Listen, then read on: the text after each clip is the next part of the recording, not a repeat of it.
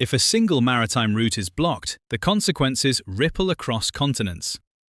The Strait of Hormuz, a narrow yet critical waterway, carries nearly 1/5 of the world's oil supply.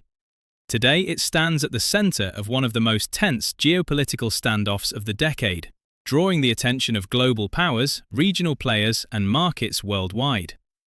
The crisis began with a series of escalating moves in the Middle East. Tensions between the United States and Iran have reached new heights, with both sides staking rigid positions.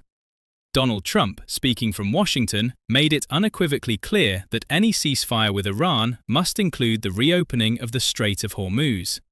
The US administration framed this not as a mere political demand, but as a global economic necessity. Disruptions to this maritime corridor threaten international oil markets, inflationary pressures, and the stability of multiple economies. Trump issued warnings that if Iran refused to comply, the US could consider military measures to ensure the free flow of energy. At the same time, diplomatic channels attempted to find a middle ground. Pakistan presented a two-tier truce plan, which was designed in phases. The first phase called for an immediate ceasefire, halting hostilities. The second focused on negotiations leading to the eventual reopening of the Strait of Hormuz. On the surface, the plan seemed logical, balancing urgency with strategy. Yet Iran rejected the temporary ceasefire, insisting that short-term arrangements were insufficient. For Iran, a temporary halt did not satisfy their broader requirements for security guarantees, sanctions relief, and long-term political settlements. The United Nations also entered the fray. The Security Council prepared to vote on a resolution emphasizing safe navigation and international oversight in the strait. Some nations, like China and Russia, expressed concern that the resolution could justify the use of force, while Western nations pressed for defensive measures only. The debate highlighted the global dimension of the crisis. This was no longer a bilateral dispute, but a conflict with implications for international law, energy security, and regional stability. Meanwhile, the world watched as each passing hour increased uncertainty. Energy markets responded immediately. Crude oil prices surged, insurance premiums for shipping vessels spiked, and traders across Europe and Asia adjusted their positions to account for potential shortages. Even countries not directly involved in the conflict felt the ripple effect. The Strait of Hormuz is not just a waterway. It is the artery of global energy, and its closure threatens the lifeblood of economies everywhere. Iran's response was firm. The leadership reiterated that the temporary ceasefire proposed by Pakistan would not be accepted. They outlined a multi-point framework emphasizing permanent cessation of hostilities, sanctions relief, and security guarantees. Iran emphasized that negotiations must address these points comprehensively.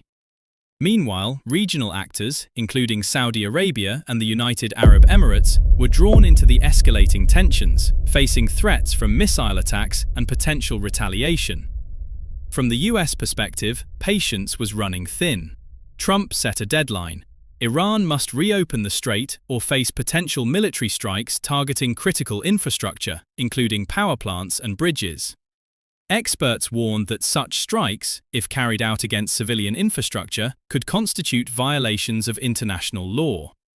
Military officers faced legal and ethical dilemmas, balancing orders from political leadership against potential war crimes liability. The dual-track nature of this crisis, diplomacy and pressure, creates a precarious balance. Pakistan's mediation, though earnest, could not bridge the fundamental gap between US demands and Iranian conditions. The Security Council vote, meanwhile, underscored the global stakes. If international consensus faltered, the consequences could cascade beyond the Middle East. Countries dependent on oil imports faced economic exposure, and global markets were on edge, waiting for signs of compromise. At its core, the crisis is not just about oil or navigation. It is about credibility, power, and survival. The US seeks to assert its influence and ensure global energy security. Iran aims to protect national sovereignty and secure long-term guarantees. And regional players navigate the dangerous waters between confrontation and mediation. Each statement, threat, and diplomatic note carries weight, capable of shifting calculations within hours. As days passed, it became clear that this stalemate could not be solved with temporary fixes. The Strait of Hormuz remains closed, Iran continues to hold firm on its requirements, and global attention remains fixed on the unfolding situation. Every negotiation round, every Security Council discussion, and every warning from Washington or Tehran feeds into a narrative of tension that is as complex as it is high stakes. This is a story of diplomacy, brinkmanship, and global interdependence. The world stands at a moment where decisions made in Tehran, Washington, and New York could ripple across oceans, affecting economies, livelihoods, and regional stability. The Strait of Hormuz is more than a shipping lane, it is a symbol of how a single point can connect and potentially disrupt the global system. As this conflict continues, the stakes rise with every hour. Energy security, geopolitical strategy, legal considerations, and human impact are all intertwined. The international community waits, watches, and calculates its next moves, knowing that even minor missteps could have outsized consequences. For now, the Strait of Hormuz remains a pressure point, a test of global diplomacy, and a stark reminder of the fragile interconnections that underpin the modern world. The crisis is far from resolved, but one fact is clear: the decisions made in the coming days will shape the geopolitical landscape for years to come.